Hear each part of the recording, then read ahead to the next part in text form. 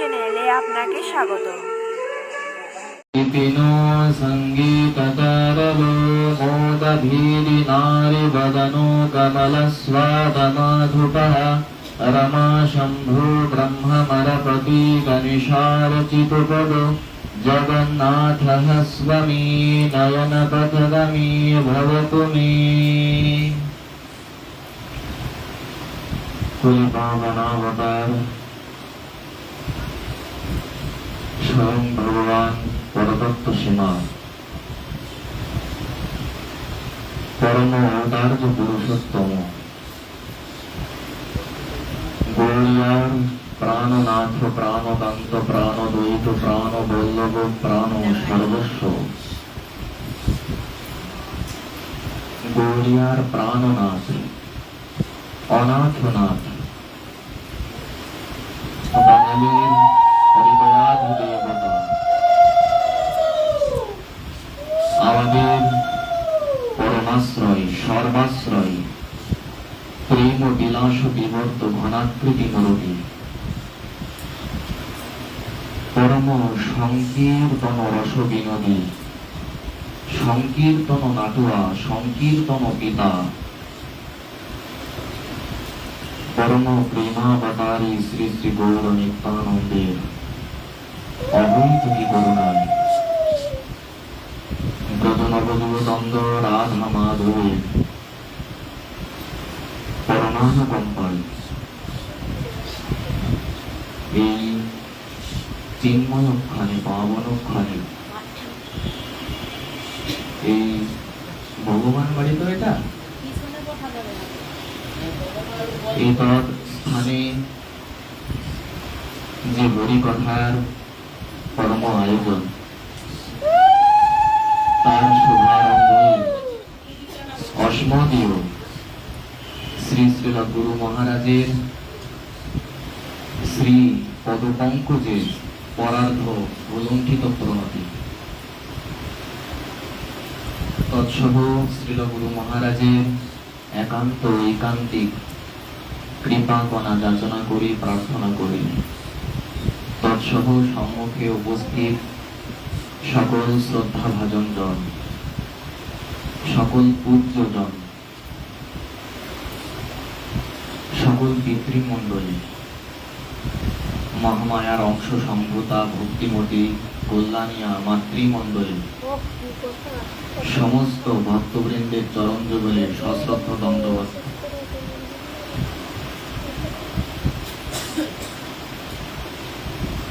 তো আমাদের এই পাবনক্ষণে আপনাদের ন্যায় ভক্তবৃন্দের মঙ্গলময় সান্নিধ্যে আমরা কিঞ্চিত একটু চৈতন্য চন্দ্রামৃতম থেকে একটু আস্বাদন করব। আমরা প্রথমেই শ্রী শ্রী জগন্নাথ অষ্টকমের একটি শ্লোক আমরা উচ্চারণ করলাম। সেই শ্লোকটির ব্যাখ্যায় আমরা একটু আসতে চাই প্রথমে, তারপরে আমরা চৈতন্য চন্দ্রামৃতমের একটা শ্লোক উচ্চারণ করব। কদাচিৎ কালেন্দি তত বিপিনো সঙ্গীততরলো। অর্থাৎ বলা হচ্ছে যিনি যমুনা তীরস্থ বনমধ্যে। আচ্ছা ভক্তরা কি পেছন থেকে শুনতে পাবে না? একটু সাউন্ডটা দিদি আর একটু বাড়িয়ে দেন ক্লিয়ার না তো? মানে আমি যেটা বলছি সেটা বসে বসে যাচ্ছে। আর সবাই যদি একটু শান্ত থাকতো তাহলে হয়তো খালি গলায় বলে বুঝতে পারতো, কিন্তু সবাই যদি একটু আগিয়ে আসেন তাহলে ভালো হয়। সাউন্ডটা ক্লিয়ার না হলে মানুষের বুঝতে অনেক কষ্ট হয়। তো যাই হোক,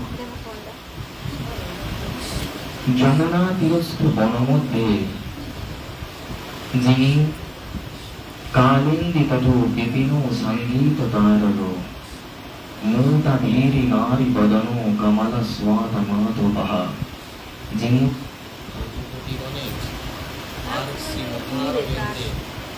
মাধুর্য আস্বাদন করছেন বললেন রামা শঙ্খ ব্রহ্মা মারাপতি গণেশার চিতপদ। সেই জগন্নাথ দেবের যে পাবন পদার বিন্দ, সেই জগন্নাথ দেবের চরণ কারা কারা সেবা করছে? বললেন রমা, অর্থাৎ সাক্ষাৎ লক্ষ্মী দেবী। রামা শম্ভু, সাক্ষাৎ শিব ঠাকুর। ব্রহ্মা মারাপতি, সাক্ষাৎ ব্রহ্মা। আর কে? গণেশার চিতপদ, সাক্ষাৎ গণেশ। ইন্দ্র, বরুণ প্রভৃতি সকলেই যার চরণের আরাধনা করছে। ইয়ং ব্রহ্মা বরুণেন্দ্র রুদ্রমারুতঃ স্তন্বন্তি দিব্যস্তবৈর বেदैः সাঙ্গপদুক্রমোপনিষদঃ গায়ন্তি ইয়ং সমদমঃ ধ্যানবস্থিত তদ্গতেন মনসা পশ্যন্তি ইয়ং যোগিনঃ यस्यन्तं न विदुः सुरासुरगणा देवाय तस्मै नमः। ভাগবতের দ্বাদশ স্কন্ধের ত্রয়োদশ অধ্যায়ের প্রথম শ্লোক। সেই সামদেব যার মহিমা কীর্তন করছে, শুধু কি সামদেব? বললেন চতুর্বেদী যার মহিমা কীর্তন করছে। বললেন ইন্দ্র, বরুণ, অগ্নি প্রভৃতি সমস্ত দেবগণ যেই জগন্নাথ দেবের চরণের বন্দনা করছে, স্তুতি করছে, স্তব করছে, সেই জগন্নাথ দেব আমার নয়নের পথের পথিক। বলিয়ে জগন্নাথ ভগবান কি।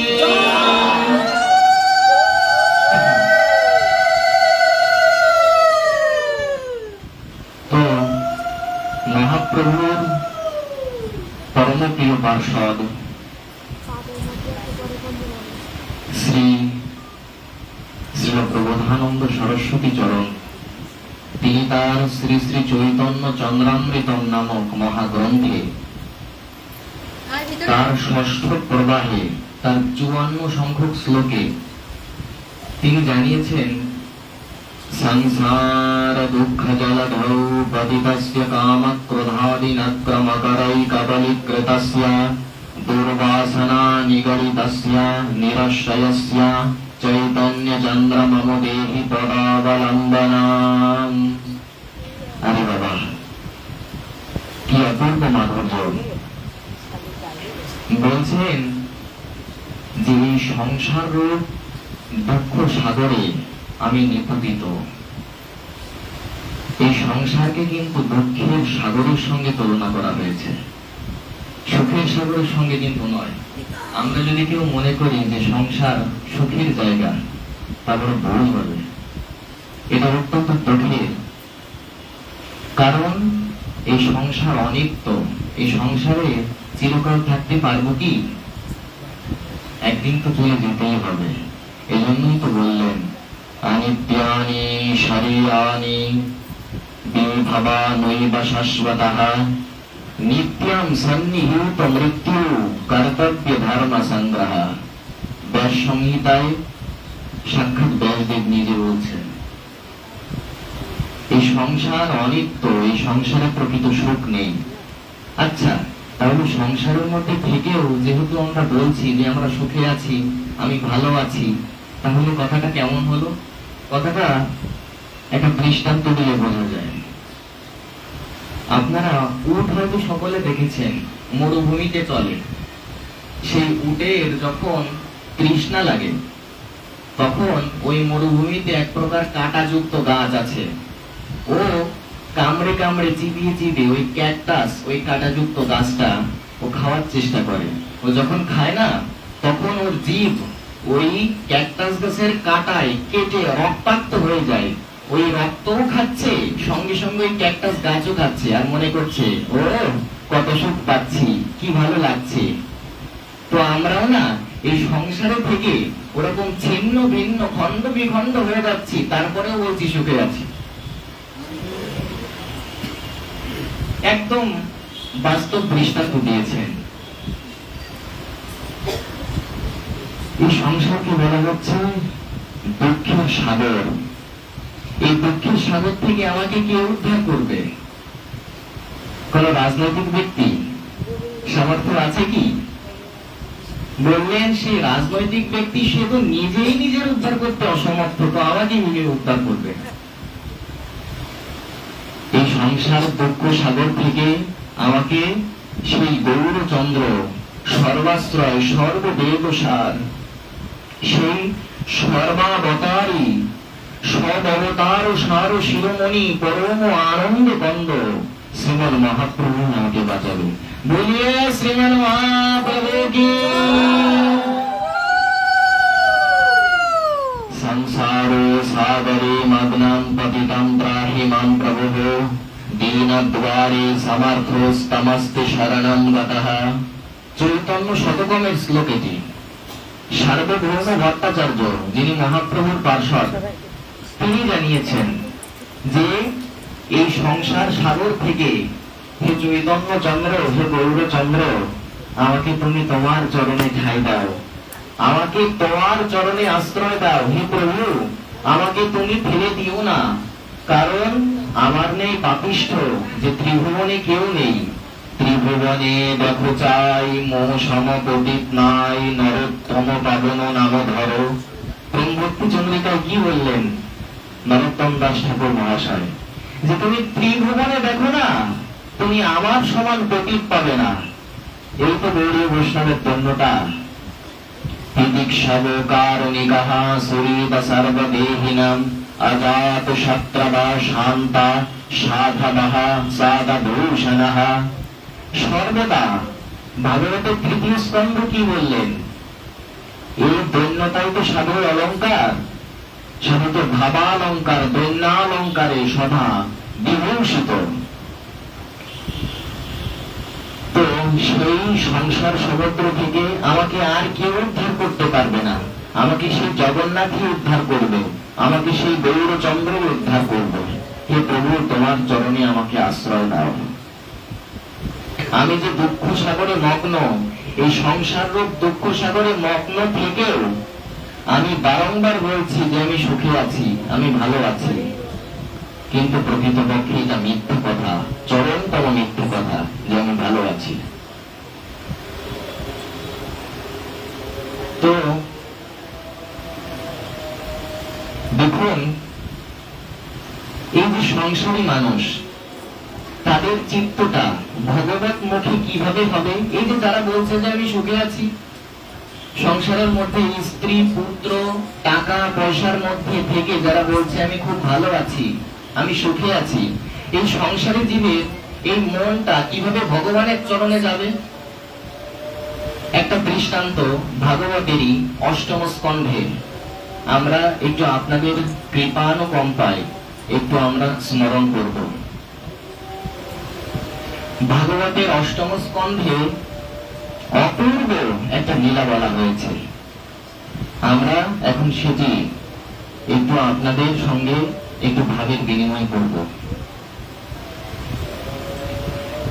এবং গজেন্দ্রমোপবর্ণিত নির্বিশেষাম ব্রহ্মদয় বিবিধলিঙ্গাভিদাভিমানঃ নৈতে যদপসো শ্রী নিত্য নিখিলাত্মকত্বাৎ। কি অপূর্ব কথা! দেখুন, ভাগবতের অষ্টম স্কন্ধে গজেন্দ্র মোক্ষণ নামক একটা লীলা বলা হয়েছে। সেই লীলারই কিছু শ্লোক আমরা একটু স্মরণ করছি। তো বলা হচ্ছে, এবান্তা দ্বারকা উপলব্ধ। গজেন্দ্র মোক্ষণ লীলায় অপূর্ব প্রসঙ্গ আমাদের জানানো হয়েছে যে সংসারী ব্যক্তি কিভাবে ভগবতমুখী হতে পারে। আমরা এই লীলার দ্বারা এটা সহজে বুঝব। একটা গজরাজ কিংবা গজেন্দ্র, ত্রিকূট পর্বতের নিচে একটা সরোবর রয়েছে, পর্বতের নাম হচ্ছে ত্রিকূট। সে ত্রিকূট পর্বতের নিচে একটা সরোবর রয়েছে। সেই সরোবরে বিভিন্ন প্রকার জীব জন্তু পশু পাখি সেখানে এসে জল পান করে, সেখানে এসে বিভিন্ন ক্রীড়া করে। তো একদিন গজরাজ এসেছে, গজেন্দ্র, যাকে হস্তি বলা হয়, হস্তিকেই গজেন্দ্র বলা হয়। তো সেই গজরাজ এসেছে, সেই গজেন্দ্র এসে যখন ওই সরোবরে নামলো, নামা মাত্র ওই সরোবর থেকে একটা ভয়ঙ্কর কুমির, যাকে গ্রাহ বলা হয়, ওই কুমিরটা সেই গজরাজের পাকে সজোরে কামড়ে ধরলো। এমন জোরে কামড়ে ধরেছে যে আর ছাড়ছে না। গজরাজ তার সর্বশক্তি প্রয়োগ করছে, কিন্তু কোনোভাবেই গজরাজ তার পাকে ছাড়াতে পারছে না। এমতাবস্থায় গজরাজ তার শুয়ে করে একটা পদ্ম ফুল আকাশের দিকে উঁচু করে সাক্ষাৎ শ্রী হরির স্তব করছে। আচ্ছা, এখন কেউ বলতে পারে যে বাবা, একটা হাতির মধ্যে, একটা হস্তির মধ্যে ভগবানকে স্তুতি করার মতন বুদ্ধি কিভাবে আসলো? এই গজরাজের একটা পরিচয় রয়েছে, একটা স্বরূপ রয়েছে, সেই প্রসঙ্গে আমরা আসছি। এই গজেন্দ্র যখন সুরে করে একটা পদ্ম ফুল সেই আকাশ অভিমুখে করে উত্তোলন করেছে, তখন সাক্ষাৎ শ্রী হরি তার বাহন গরুড়ে করে তিনি উড়ে উড়ে আসছে গজরাজকে বাঁচাবে বলে। তো এই যে এখানে যে গজরাজের কথা বলা হচ্ছে, ইনি মূলত কে, এনার প্রকৃত পরিচয় কি? বললেন, এই গজরাজ পূর্ব জন্মে ইন্দ্রদ্যুম্ন নামক এক রাজা ছিলেন। রাজার নামটা কি বললাম? ইন্দ্রদ্যুম্ন। ইনি কি করেছিলেন? এই রাজা ইন্দ্রদ্যুম্ন একটা আসনে বসে ধ্যান করছিলেন, সমাধি করছিলেন। এমতাবস্থায় সেখানে অগস্ত্য ঋষি তার সমস্ত শিষ্যদের নিয়ে সেখানে উপস্থিত হলেন। কিন্তু অগস্ত্য ঋষিকে দেখেও রাজা ইন্দ্রদ্যুম্ন কোন প্রকার সম্মান প্রদর্শন করলেন না, কোন প্রকার স্তব করলেন না, স্তুতি করলেন না, বন্দনা করলেন না, প্রত্যুৎগমন করলেন না, প্রণাম করলেন না, কিচ্ছু করলেন না। এই দেখে অগস্ত্য ঋষি অভিসম্পাত করলেন, আরে তোমার স্বভাব তো হাতির মতন হয়েছে, যাও তুমি হস্তি হয়ে জন্মগ্রহণ করো। এই জন্য সেই অগস্ত্য ঋষির অভিশাপে রাজা ইন্দ্রদ্যুম্ন এই গজেন্দ্র হয়ে জন্মগ্রহণ করেছে। আর ওই যে গজরাজের পা ধরে একটা কুমির কামড়ে ধরেছে, ওই কুমিরটাকে বললেন, ওই কুমির পূর্ব জন্মে হুহু নামক এক গন্ধর্ব ছিলেন। গন্ধর্বের নাম হচ্ছে হুহু। এই হুহু গন্ধর্ব, ইনি ছিলেন বিদূষক, মানে ইনি সকলকে আনন্দ দিতেন, ইনি সকলকে হাসাতেন। তো একবার দেবল ঋষি তিনি নাভি পর্যন্ত একটা সরোবরে তিনি স্নান করছিলেন, মন্ত্র জপ করছিলেন। সেই সময় ওই হুহু নামক গন্ধর্ব সেই দেবল ঋষির পা ধরে টেনেছিলেন। সেই সময় দেবল ঋষি বললেন, আরে তুমি কুমিরের মতন পা ধরে টানছো, যাও কুমির হয়ে জন্মগ্রহণ করো। সেই হুহু নামক গন্ধর্ব তখন বলছেন, বাবা তাহলে আমার উদ্ধার কিভাবে হবে? তখন দেবল ঋষি বলছেন, দেখো তুমি এই যে যেভাবে আমার পা ধরে টানলে না, তুমি যখন কুমির হয়ে জন্মগ্রহণ করবে, তুমি এই স্বভাবটা অব্যাহত রেখো। তুমি যাকেই পাবে তার পা ধরে শুধু টানবে, তোমার দেখা রাখবে না যে কার পা ধরে টানছো, যাকে পাবে তার পা ধরে শুধু টানবে। তো এভাবে যদি টানতে টানতে টানতে কোনদিন ভক্তের চরণ ধরে টানতে পারো, সেই দিন তোমার উদ্ধার হবে।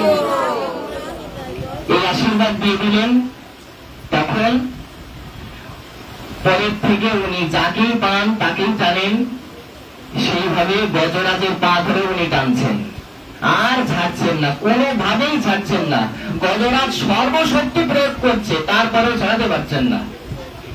এমন দশায় যখন সেই গজরাজ নিজের সুরে করে যখন পদ্ম ফুল উত্তোলন করলেন, তখন সাক্ষাৎ শ্রী হরি গরুড়ে করে আর উড়ে উড়ে আসছেন গজরাজকে উদ্ধার করবেন বলে। তো দেখুন, বিশ্বনাথ চক্রবর্তী চরণ তিনি ভাগবতের সারার্থ দর্শনী টিকা করেছেন। আমাদের আচার্যদের টিকাগুলো না বড় অভিনব।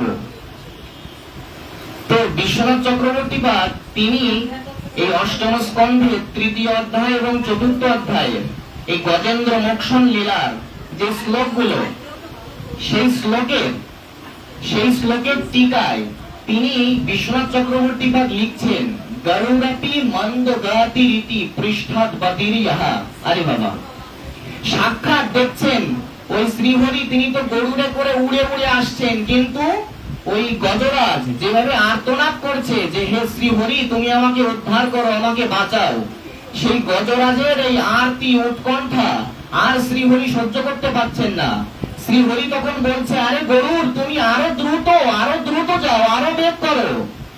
দেখুন, যেই গরুরকে বলা হচ্ছে যিনি নিজের ইচ্ছা অনুযায়ী এত দ্রুত, ওনার যতটা ইচ্ছা হবে উনি ততটা দ্রুত উনি অগ্রসর হতে পারেন, এতটা দ্রুত গতি সম্পন্ন হওয়া সত্ত্বেও সাক্ষাৎ ভগবান শ্রীহরি বলছেন যে হে গরুর, তোমার গতি বড় ধীর, বড় মন্থর গতি, তোমার এই গতিতে কাজ হবে না। তখন সাক্ষাৎ শ্রীহরি সেই গরুরের পিঠ থেকে লাফ দিয়ে পড়লেন, লাফ দিয়ে পড়ে সেই স্থানে আর কি করলেন, আগে সর্বপ্রথমে সেই কলিরকে উদ্ধার করে দিলেন, তারপরে গজরাজকে উদ্ধার করলেন। আচ্ছা, ব্যাপারটা কেমন হলো?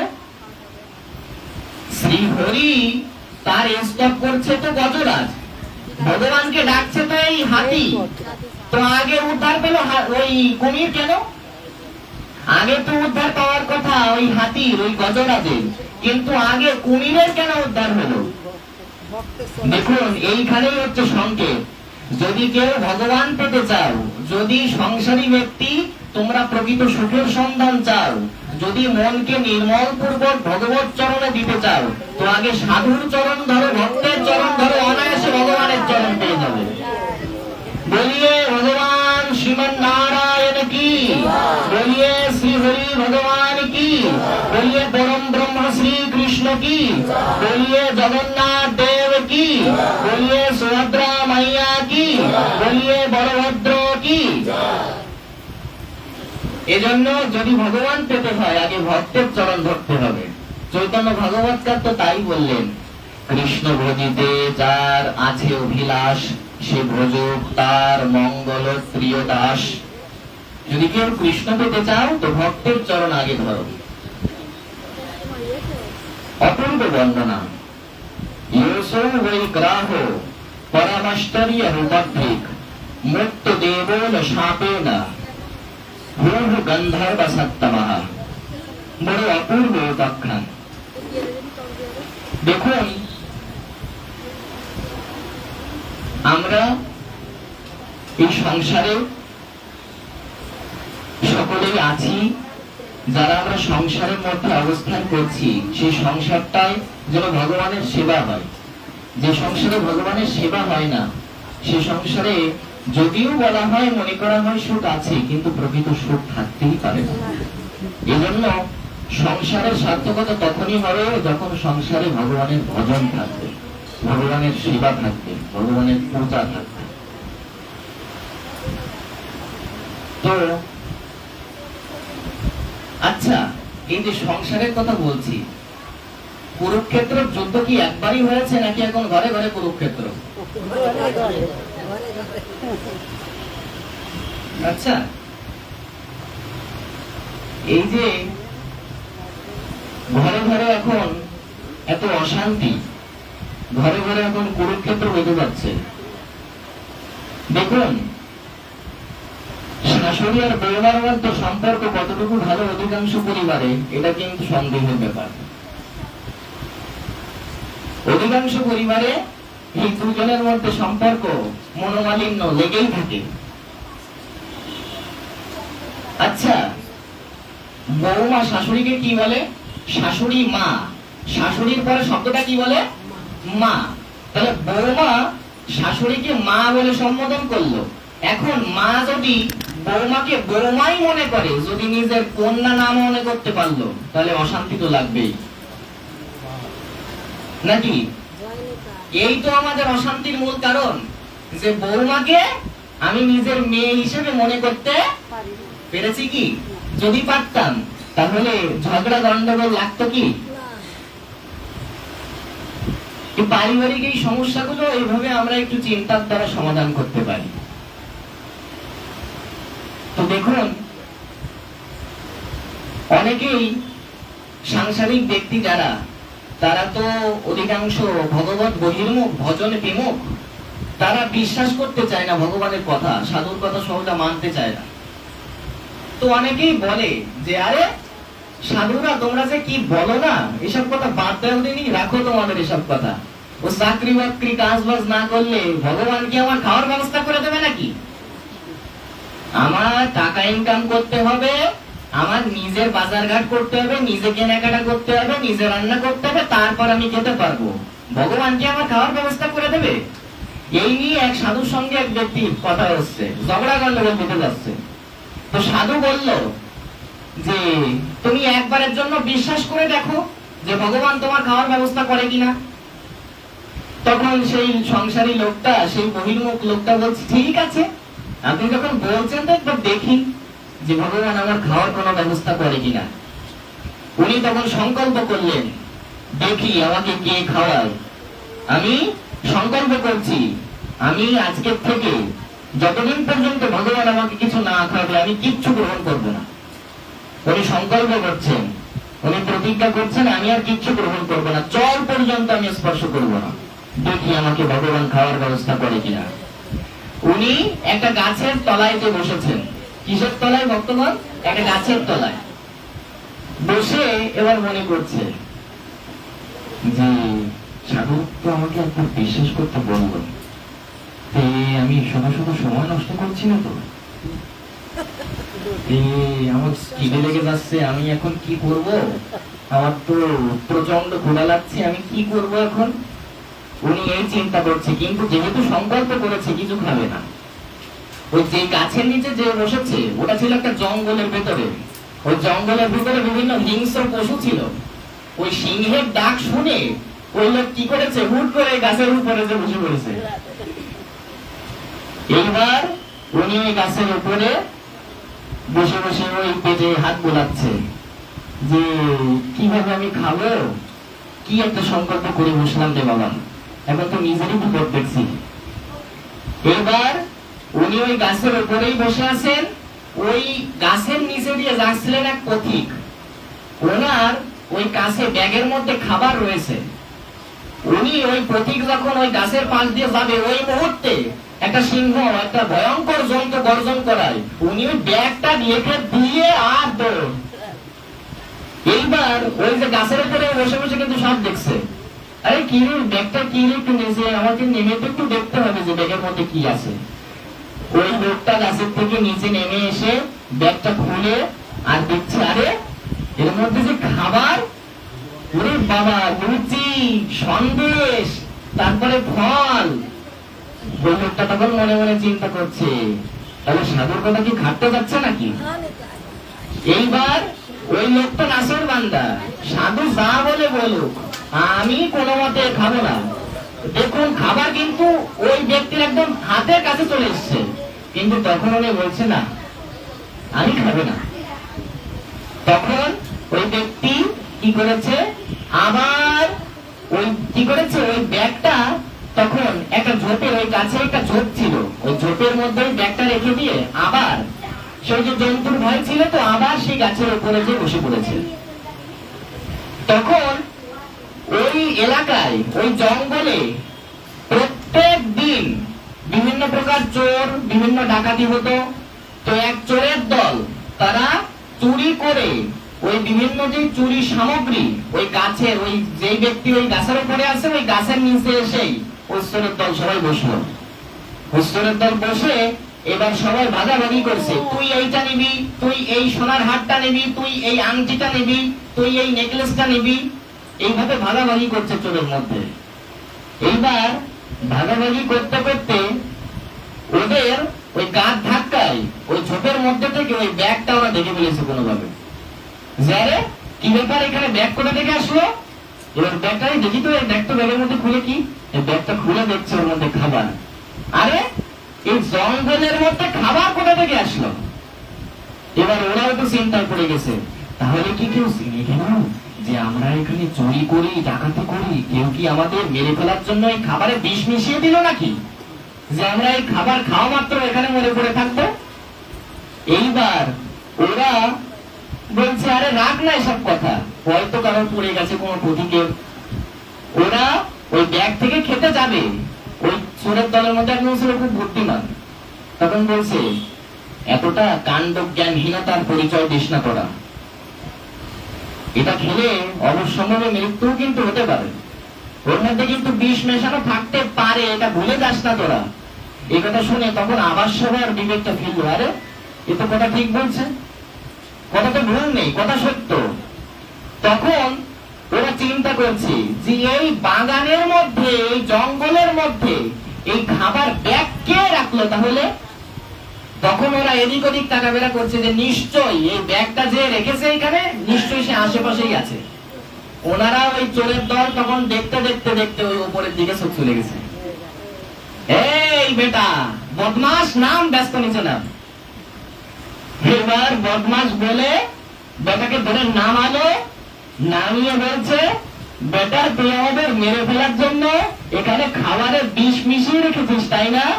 তো বলছে আমি তুই খাবার এখানে রাখিনি, এখান দিয়ে পথিক যাচ্ছিলেন, তার হাত থেকে খাবারটা পড়ে গেছে। তখন বলছে আমাদের গল্প শোনাচ্ছিস না, এখানে পথিক কোথা থেকে আসবে?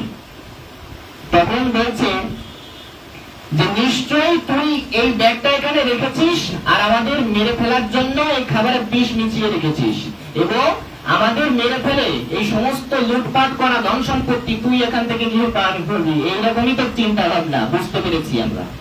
তখন সেই লোকটা বলছে যে আমি সত্যিই বলছি আমি এই খাবারে একদমই বিষ মিশাইনি, একদমই মেশাইনি। তখন বলছে যে এর প্রমাণ কি যে তুই মেশাসনি, তাহলে এই খাবার তোকে খেতে হবে। এই ধর, আরে ধর, সবাই ধর, পেটারে ধর, ওর মুখের মধ্যে এবার দিতে আছে। এইবার দেখুন সাধু কি বলেছিল যে ভগবান একবার বিশ্বাস করে দেখো, ভগবান নিজে তোমার খাওয়ার ব্যবস্থা করে দেবে। তা ভগবান খাওয়ার ব্যবস্থা করে দিল না, ভগবান মুখের মধ্যে খাবার দিয়ে দিল।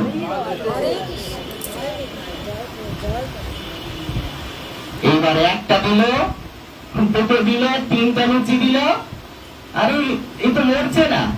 তখন বুঝলেন আরে না, এ তো বিষ মেশাবে কেন, এ মেশায়নি, বেচারাকে ছাড়। এবার ওই লোকটা সাধুর চরণে যে পড়ে সাধুর চরণ ধরে কান্নাকাটি করলো, চোখের জল একদম, চোখের জলে সাধুর চরণ ধরিত করে তখন বলছে বাবা আমি বড় ভুল করেছি, আমি বড় অপরাধ করেছি, আমাকে ক্ষমা করুন। ইনি পরবর্তীতে কত বড় মহাত্মা হয়েছিলেন জানেন?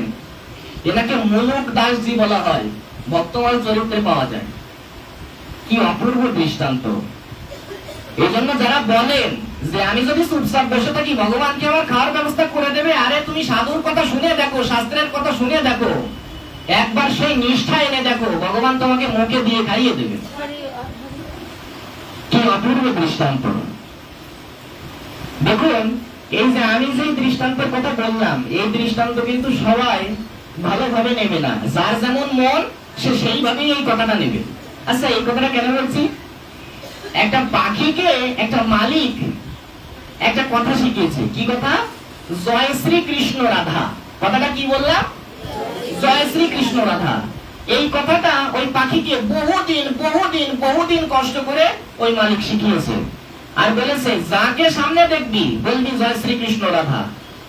এইবার ওই পাখিটা একটা ডালে বসে আছে, এইবার ওই যেই ডালে বসে আছে ওই পাশ দিয়ে একটা রাস্তা, ওই রাস্তা দিয়ে একদম নব দম্পতি তারা বিবাহ করে তারা হেঁটে যাচ্ছে।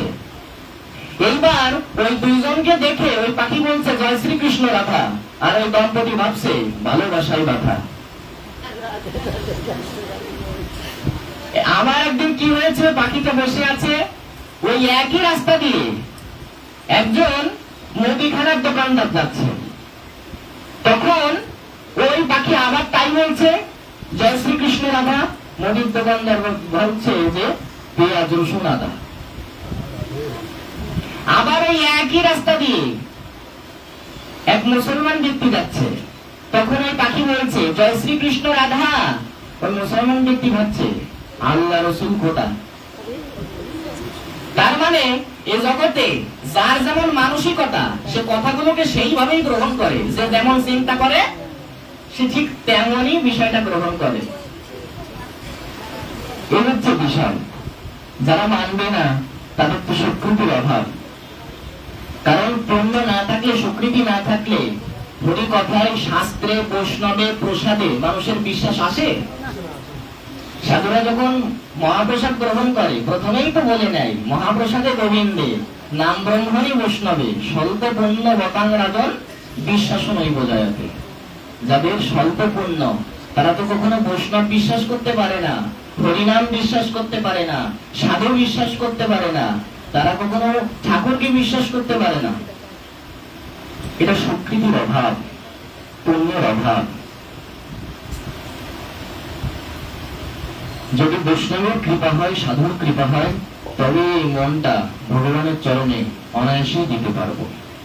এই জন্য ভাগবত নিজে সিদ্ধান্ত দিয়েছেন,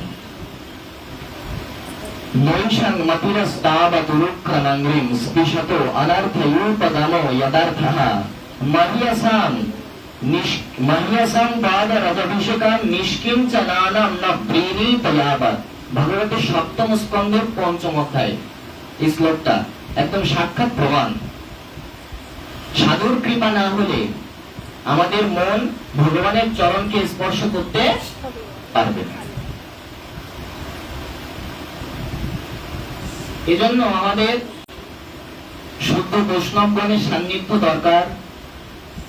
বিশুদ্ধ সাধু মুখে, মহৎ মুখে হরি কথা শোনার একান্ত দরকার। দেখুন, এই হরি কথা, ওই যে বললাম যার যেমন মন সে তেমন ভাবে গ্রহণ করে, এর আরো একটা দৃষ্টান্ত দেওয়া যায়। দেখুন, এই শ্রোতার মধ্যে বিভিন্ন প্রকার শ্রোতা থাকে। এক প্রকার শ্রোতা আমি উল্লেখ করি, আপনারা কতটুকু মনোযোগ দিয়ে শুনছেন। এক প্রকার শ্রোতার কথা আমি বলি। একটা বাবা সেদিন পাঠ করছেন, কিন্তু পাঠে কোনো করুণ বিষয় নিয়ে পাঠ করছেন না, কোনো কান্নাকাটির বিষয় নিয়ে পাঠ করছেন না। একটা মা একটা কোনায় বসে ওই পাঠ শুনছে আর চোখের জল ফেলছে। ওই বাবাটা বারবার করে লক্ষ্য করছে, আরে আমি তো কোনো করুণ রসের পাঠ করছি না, উনি চোখের জল ফেলছে কেন, উনি কাঁদছে কেন? উনি পাঠ শেষ হওয়ার পরে একটা লোক পাঠালেন মার কাছে, যে যা তো একটু শুনে আয় তো মা কাঁদে কেন। তখন ওই লোকটা যখন ওই মায়ের কাছে যে শুনছে যে মা কৃপা করে অপরাধ নেবেন না, আমাকে ক্ষমা করবেন, একটু বলবেন যে আপনি এরকম কাঁদছিলেন কেন, এরকম চোখের জল ফেলছিলেন কেন। এই দিন তো কোনো চোখের জলের পাঠ হয়নি, তো করুণ রসের পাঠ হয়নি, তাহলে আপনি কাঁদছিলেন কেন? তখন মা বললেন, ওই যে বাবা পাঠ করছে না, ওই বাবার এই নখের এইখানে ছাগলের মতন কিছু কিছু দাড়ি রয়েছে, সত্তর আমার ছাগলটা মরে গেছে, ওই বাবার মুখ থেকে ছাগলের কথা মনে পড়ছে। ওই পাঠ শুনছে আর ছাগলের কথা মনে মনে করে আর চোখের জল ফেলছে। এইরকম এক প্রকার শ্রোতা আছে। ওই যখন পাঠক বা বক্তা ওই করুণ রসের পাঠ করে, অনেকে সংসারের জ্বালায় চোখের জল ফেলে, ভগবানের জন্য চোখের জল ফেলবে না। একদম দেখুন কি একদম সংসারের মানুষের কি অবস্থা।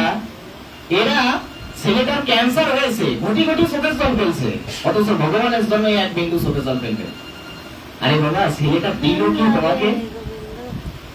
তুমি কি নিজেই নিজেকে কর্তৃত্বাভিমানী মনে করছো? তোমার নিজের কর্তৃত্বাভিমান যদি তুমি এখানে মনে করো, তাহলে কি হলো? তুমি তো নিজের নিজেকে তোমার সমস্ত দায়িত্বের সবকিছু তুমি নিজে অর্পণ করলে। এমনটা নয়। এই কর্তৃত্বাভিমান কখনো ভক্তের হয় না, শুদ্ধ ভক্ত লোক থাকে না। এজন্য এই বিষয়গুলো আমাদের একটু খুব ভালোভাবে বোঝার চেষ্টা করতে হবে। দেখুন, আমি একটু বাস্তব বিষয় নিয়েও আলোচনা করব। আমাদের অনেকে গৃহস্থ ব্যক্তিরা তুলসী বেদি করে না বাড়িতে, তুলসী পিড়ি।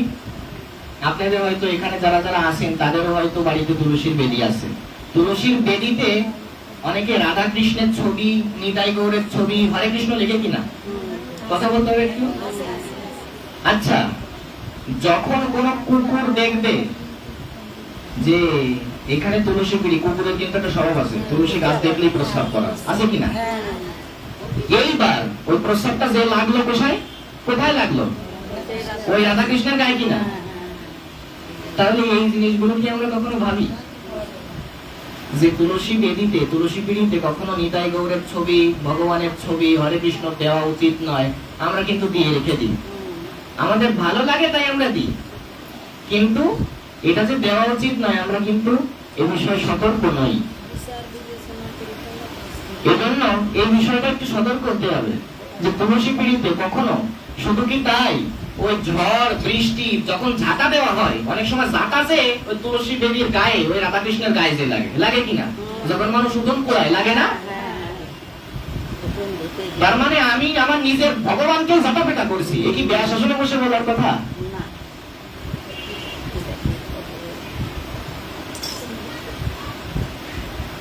এই জন্য এই বিষয়গুলো একটু আমাদের সতর্ক যদি হই তাহলেই আমরা এগোতে পারবো।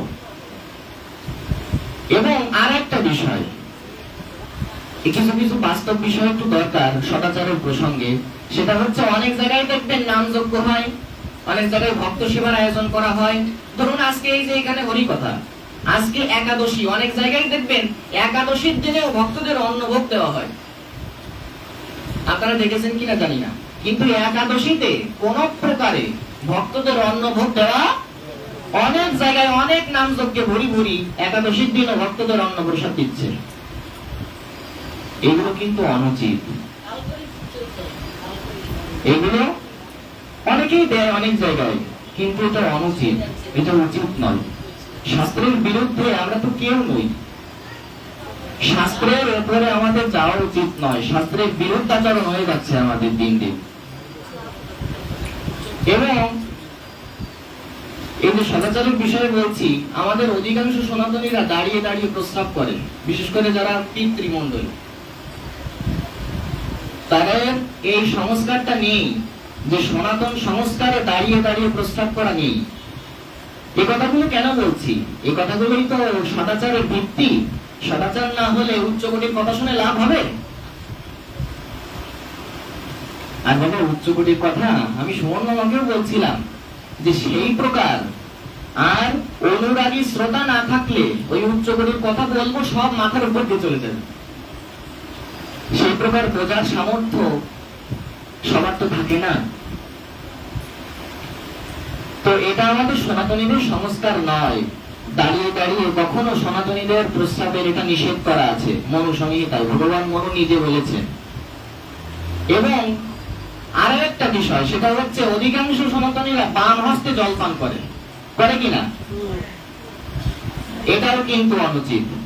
বাম হস্তাৎ উদ্ধৃত্য জলাম পিবেৎ তস্য জলপানাম সুরাপান সমাম। অর্থাৎ যদি কেউ বাম হস্তে জল পান করেন, ওই জল পানকে মদ পানের তুল্য বলা হয়েছে। কিসের তুল্য? মদের তুল্য। তার মানে কি হলো? তার মানে যদি কেউ বাজারে যে মদের দোকানে যে মদ নাও কেনে, যদি বাড়িতে বসে বসে বাম হাত দিয়ে জল খায়, তো মদ খাওয়ার পাপ তাকে নিতে হবে ঘরে বসে বসে। এই জন্য কখনো বাম হস্তে আমাদের সনাতনদের সংস্কার নয়। অবশ্য আচ্ছা, যদি আপনার একান্ত দরকার হয় আপনি ডান হাতে স্পর্শ করে নিতে পারেন, কিন্তু বাম হস্তে এরকম সরাসরি যদি জল গ্রহণ করা হয় তাহলে মদ পানের তুল্য হয়। হরিভক্তি বিলাস দেখবেন আপনারা পড়ে, তো বানিয়ে বলার কিছু নয়। আরো একটা বিষয়, মানে আমি দেখে না খুব কষ্ট পেয়েছি একদিন। আমার মাও ছিল, সম্ভবত গাড়িতেই ছিলাম, মাইক্রোতেই ছিলাম, হয়তো পাঠে যাচ্ছিলাম। ওই সময় দেখি এক মা এমন ভাবে শাড়িটা পরেছে, এমন ভাবে রাস্তা দিয়ে যাচ্ছে, যেটা সনাতন ধর্মের অত্যন্ত বদনামের মতন হয়ে যাবে। ওই মায়ের দিকে যদি কেউ তাকায়, তাহলে ওই একটা মাকে দেখে অন্যান্য ধর্মের যারা রয়েছে তারা কিন্তু বিভিন্ন প্রকার মন্তব্য করবে যে সনাতনীদের চলাফেরা একেবারে ভালো না, এদের পোশাক একেবারেই ভালো না, কি রকম কাপড় পরেছে। মায়েদের কাপড় পরার বিধান দিয়েছেন শাস্ত্রে। যারা মায়েরা রয়েছেন, মায়েদের মর্যাদা মায়েদের জায়গায়, বাবাদের মর্যাদা বাবাদের জায়গায়। মায়েদের মর্যাদা কাপড় পরার ক্ষেত্রে বলা হয়েছে যে কখনো যেন নাভি না দেখা যায়।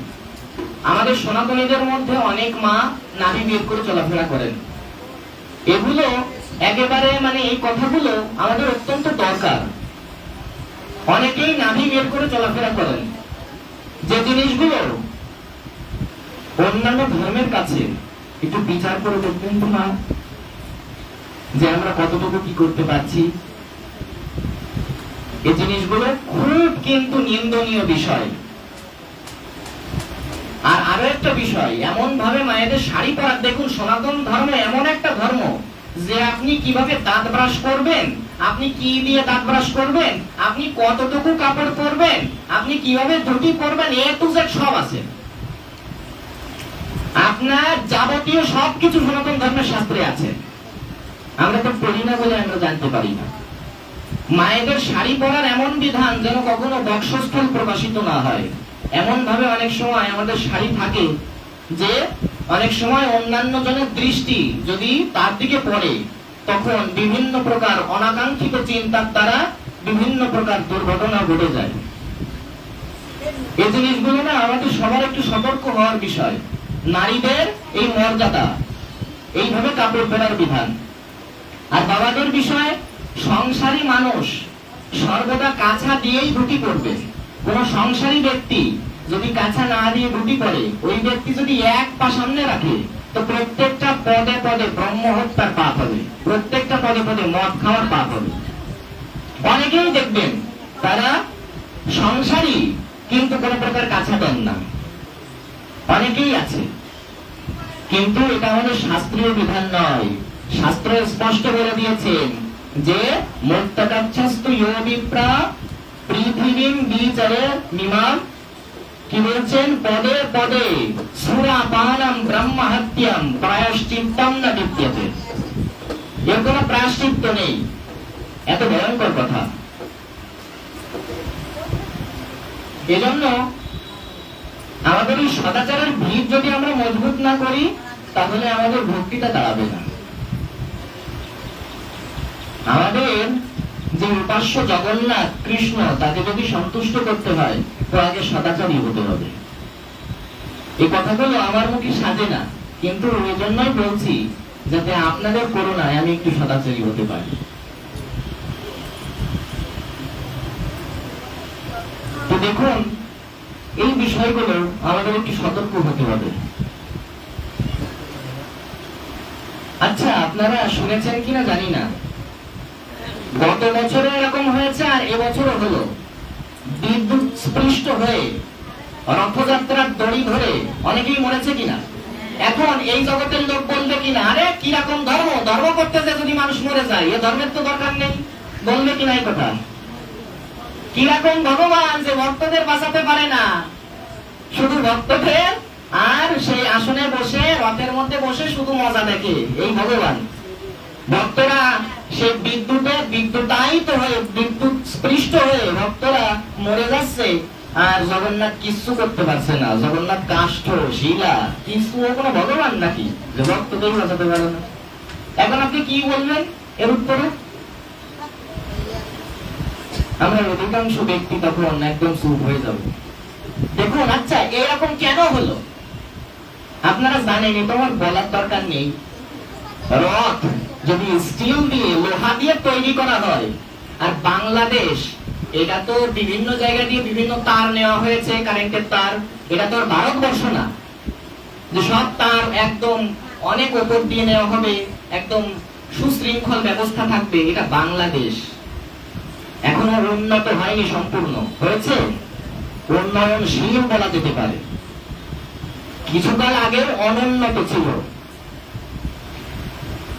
এখন তো আবার বলা হয় স্মার্ট বাংলাদেশ নাকি। তো এই যে যারা রথযাত্রা আয়োজন করবেন, যারা যেই পথ দিয়ে রথটাকে নেবেন, তাদের এই পরিকল্পনায় তো মাথায় তো থাকা উচিত যে রথটা স্টিল দিয়ে যে বানাচ্ছি, রথের চূড়া যে আমি লোহা স্টিল ব্যবহার করছি, ওই তারে সাথে ওই স্টিল বেঁধে গেলে রথ কারেন্ট হয়ে যেতে পারে। আমরা আড়ম্বর দেখাতে এই চরম একটা, এই যে ঘটনা, এই ঘটনার চরম প্রধান কারণ হচ্ছে আড়ম্বর। লোক দেখাতে গিয়ে আমরা কি হয়েছে জানেন, আমাদের ব্যাপারটা হয়েছে, আমরা আমাদের করা উচিত ভগবানের জন্য আমাদের আনন্দ করা উচিত, কিন্তু আমরা তা করছি না। আমরা আনন্দের জন্য উৎসব করছি, উৎসবের জন্য আনন্দ করছি না। যে জগন্নাথ দেবের রথযাত্রা হবে এই জন্য আনন্দ করছি না, আমাদের আনন্দের জন্য অনেক জায়গায় জগন্নাথ দেবের সামনে ডিজে গানও বাজানো হয়েছে, যেটা চরমতম অপরাধ। এই জিনিসগুলো না খুব আড়ম্বরের জন্য হয়েছে, যে ধর্ম করতে যে মানুষ মরে যাচ্ছে, এই তো হবে, ধর্ম করতে যেই কলিকালে মানুষ মরবে, শুধু শাস্ত্র বিধিকে উল্লঙ্ঘন করার জন্য। আচ্ছা, সীতা দেবীকে একটা গন্ডি কেটে দেওয়া হয়েছিল কিনা? ওই গন্ডির ওই পাশে যাওয়া মাত্র তখন কি হলো? তখন হরণ হলো কিনা? আচ্ছা, এখন যদি বলি এই গন্ডিটা মূলত কি, এই গন্ডিটা মূলত শাস্ত্র বিধি। ওই শাস্ত্র বিধিকে যদি আমরা এরকম উল্লঙ্ঘন করি, স্টিল দিয়ে বানাই, রড দিয়ে বানাই, তো এরকম ওই সীতা দেবী যেরকম হরণ হয়েছে না, আমাদের জীবনও হরণ হয়েছে।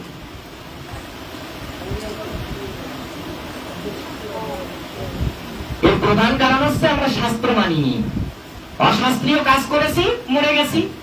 এতে কিন্তু কোনো কিছু বলার নেই। আর কত পরিবার আর একদম মিশে গেল, কতজন তাদের আত্মীয় পরিজন আপনকে হারালেন, কতজনের কত চোখের জল, যাদের হারিয়েছে তারাই জানে।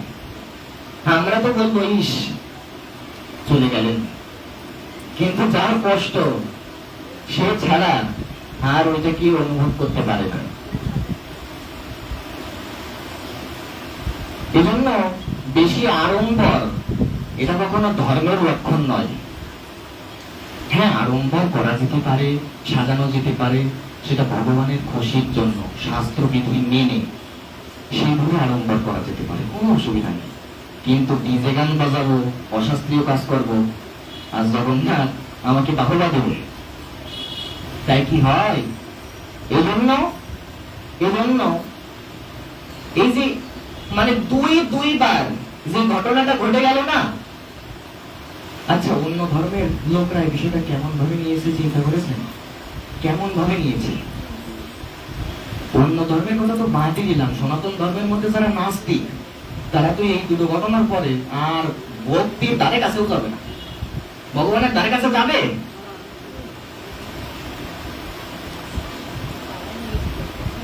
এজন্য শাস্ত্র বিধি যদি জীবনে না মানা হয়, অনেকে আবার রাগানুগা ভজনের দোহাই দিয়ে বলে যে চৈতন্য চরিতামৃতে এক জায়গায় লেখা আছে, কি লেখা আছে?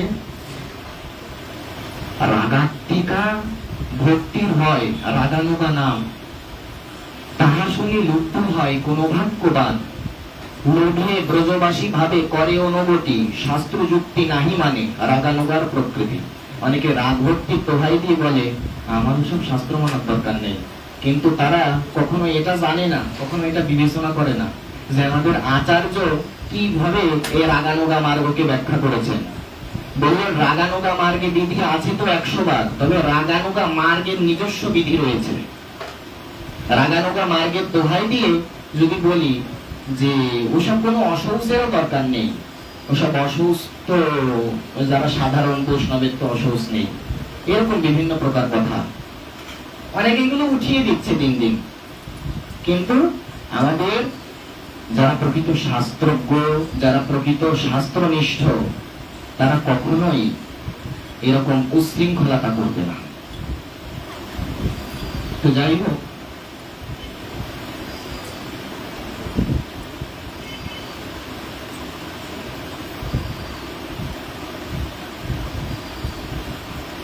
আর আমাদের খুব আনন্দের সংবাদ যে জগন্নাথের তখন মাসি বাড়ি আছে, তাই তো? আমাদের খুব আনন্দের সংবাদ যে মাসি বাড়ি জগন্নাথ এখন কত সেবা গ্রহণ করছে। তো দেখুন, এই যে রথযাত্রা, আমরা এই বিষয়ে যেহেতু আগামীকাল উনি আবার প্রত্যাবর্তন করবেন, আমরা বেশি তো বলতে পারবো না, আমাদের সে অধিকার নেই আপনাদের বসিয়ে রাখার।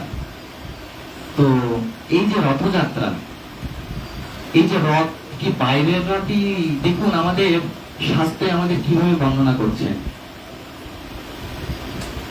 আত্মানাম রাথিনাং বিদ্ধি শরীরম রাথমেবতু বুদ্ধিং তু সারথিং বিদ্ধি মনঃ প্রগ্রাহমেব চ ইন্দ্রিয়ানাং হায়ান আহু বিষয়াংস্তেষু গোচরাং আত্মেন্দ্রিয়মনযুক্তাং ভোক্তেত্যাহুর মনীষিণা।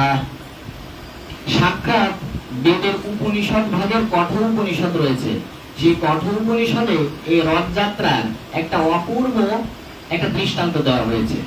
এই যে আমরা জগন্নাথ দেব, বলদেব, সুভদ্রাকে রথে করে টানছি, বললেন তোমার যে শরীরটা না, এই শরীরটাও এক প্রকার রথ। এই রথের এবার বিবরণ দিচ্ছেন উপনিষদে, কঠোর উপনিষদের প্রথম অধ্যায়ের 3য় পল্লীর 3 নম্বর এবং 4 নম্বর মন্ত্রে সেখানে বলছেন যে আত্মানাং রাথিনাং বিদ্ধি, অর্থাৎ তোমার এই শরীরটা হচ্ছে একটা রথ, আর এই রথের একজন রথী রয়েছে। আচ্ছা, রথের মধ্যে একটা ব্যক্তি থাকে না, কিংবা কয়েকজন থাকে না, তো এই যারা থাকেন তাদেরকে রথী বলা হচ্ছে। আত্মানাং রাথিনাং বিদ্ধি শরীরম রথমেবাতু, এই শরীরটা হচ্ছে রথ। আর কি বুদ্ধিন্তু সারথিং বিদ্ধি, আমাদের যে বুদ্ধি, এই বুদ্ধিকে বলা হচ্ছে সারথি। এই সারথির কাজ কি? ওই রথকে চালানো, তাই কি না? যিনি রথকে পরিচালনা করেন তাকে বলা হয় সারথি।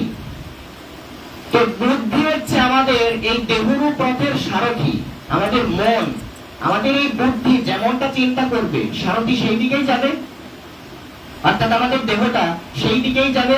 বুদ্ধি যদি ভোগের চিন্তা করে তাহলে দেহরূপ রথ ভোগের দিকেই যাবে, আর বুদ্ধি যদি ভগবত ভজনের চিন্তা করে তাহলে দেহরূপ রথ ভগবানের চরণেই যাবে।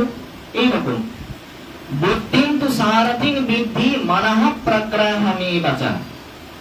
রথের সঙ্গে যদি ঘোড়া কিংবা অন্য কিছু বাধা হয় যেটি রথকে টেনে টেনে নিয়ে যায়, যেমন জগন্নাথ দেব, বলদেব, সুভদ্রাকে মানুষ দড়ি ধরে টানে, অনেক রথ আছে সেই রথগুলোকে ঘোড়া টেনে নিয়ে যায়। এই ঘোড়ার সঙ্গে রথ যেভাবে বাধা থাকে এটাকে বলে লাগাম। আপনারা বোঝেন, লাগাম দেওয়া থাকে একটা ঘোড়ার সঙ্গে রথের। আমাদের দেহরূপ রথের বর্ণনা করা হচ্ছে, আমাদের দেহরূপ রথের একটা লাগাম রয়েছে, সেই লাগামটা হচ্ছে মন রূপ লাগাম। মনঃ প্রগ্রহমেবাচা ইন্দ্রিয়ানাং হায়ান আহু বিষয়াংস্তেষু গোচরাং। এবং আমাদের যে দেহরূপ রথ রয়েছে এই রথকে 5টা ঘোড়ায় সবসময় টানছে। কয়টা ঘোড়ায় বললাম? 5টা। শব্দ, স্পর্শ, রূপ, রস, গন্ধ, এই 5টি ঘোড়া আমাদের দেহরথকে সবসময় টানছে। এবং আমাদের মন, আমাদের বুদ্ধি যদি সাধু সঙ্গে না যায়, যদি সাধু সঙ্গমুখী না হয়, যদি শাস্ত্রমুখী না হয়, যদি বৈষ্ণবমুখী না হয়, তাহলে ওই 5টি ঘোড়া আমাকে আর ভোগের দিকে নিয়ে যাবে, আমাকে সর্বস্ব শেষ করে দেবে। কিন্তু এই যে জগন্নাথ দেবের রথকে যেভাবে অপূর্ব মাধুর্যমণ্ডিত করে সাজানো হয়, কত সুন্দর করে রথ সাজানো হয় কিনা? আপনারা পুরীর রথ দেখেছেন কেউ? লক্ষ লক্ষ ভক্তের সমাগম হয়, আপনারা অনেকে হয়তো গিয়েছেন। এবং আরেকটা বিষয়, যদি কেউ পুরীতে যান তো অবশ্যই 3টে বিগ্রহ দেখবেন। কয়টি? 3টি। কি কি? একটা হচ্ছে আলারনাথ, একটি হচ্ছে নীলমাধব, এবং জগন্নাথ, পুরীর জগন্নাথ। এই 3টি বিগ্রহ আমাদের দর্শন করতে হয়, তাহলে জগন্নাথ এই পুরী যাত্রা আমাদের সম্পূর্ণ সফল হয়। তো দেখুন, জগন্নাথ দেবের রথ যেভাবে অপূর্ব করে সাজানো হয়, তো বলা হচ্ছে তোমার যে দেহরূপ রথ তোমাকে দেওয়া হয়েছে, তোমার এই দেহরথকেও তুমি সাজাও। কি দিয়ে সাজাবে? সোনা দিয়ে, অলংকার দিয়ে, রূপা দিয়ে, নেকলেস দিয়ে, আংটি দিয়ে, ঘড়ি দিয়ে? বললেন না, তো কি দিয়ে? বললেন সাধু সঙ্গ দিয়ে সাজাও, বললেন হরিনাম দিয়ে সাজাও, বললেন ভজন দিয়ে সাজাও, বললেন ভক্তি দিয়ে সাজাও। এবং এই ভজন, ভক্তি, হরিনাম দ্বারা তোমার দেহরথকে সাজিয়ে তুমি আমার চরণে চলে আসো। আমাদের দেহরথকে এইভাবে প্রদান করা হয়েছে, কিন্তু আমাদের রথ সে ভগবানের মুখে দেয় না। আমাদের দেহরথ সর্বদা বহির্মুখ, ইন্দ্রিয়গুলো সবসময় বহির্মুখ। এমন ভাবে ইন্দ্রিয়গুলো তৈরি যে বহির্মুখ, মানে বিষয়ের দিকে যেন একটা স্বাভাবিক আমাদের আকর্ষণ। দেখবেন যে যখনই মনে মনে তেঁতুলের চিন্তা করা হয়, দেখুন স্বাভাবিক বিষয়টা কি, তেঁতুলের চিন্তা করা মাত্র জিভে জল আসে কিনা? তো তেঁতুলের চিন্তা করা মাত্রই যদি জিভে জল আসে, তাহলে চিন্তা করে দেখুন, চিন্তা মাত্র করছে আর আপনার এরকম বিকার হচ্ছে। তাহলে যারা সর্বদা এরকম ভগবানের চিন্তা করে, তাদের দেহ, তাদের ইন্দ্রিয়গুলো কতটা চিন্ময় হয়ে যায়, কতটা শুদ্ধ হয়ে যায়। দেখুন এই যে করোনা ভাইরাস এসেছিল, এই করোনা ভাইরাস যখন ছিল তখন তার সংস্পর্শে, তার সংস্রবে ওই যে শ্বাস রোগ বলা হতো মনে হয়, কোভিড-19 গেলেই করোনা ভাইরাস আমাকেও ধরবে।